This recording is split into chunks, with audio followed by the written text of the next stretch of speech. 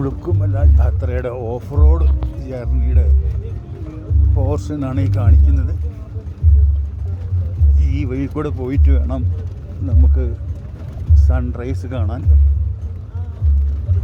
ഇത് ഒരു 4 കിലോമീറ്റർ ഇതുപോലത്തെ റൂട്ടിൽ കൂടെയാണ് ജീപ്പ് കാലത്ത് കൊണ്ടുവരുന്നത്.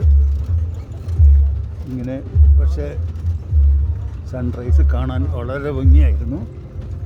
ജേർണി കുറച്ച് ടഫാണ്, പക്ഷേ ഡ്രൈവർ നല്ല മാതിരിയാണ് ഓടിച്ച് കൊണ്ടുവരുന്നത്. പേടിക്കാനൊന്നുമില്ല. എല്ലാവരും ഞങ്ങൾ 6 ആളായിരുന്നു. 2 തമിഴ്നാട്ടിൽ നിന്നും 2 നോർത്ത് ഇന്ത്യയിൽ നിന്നായിരുന്നു.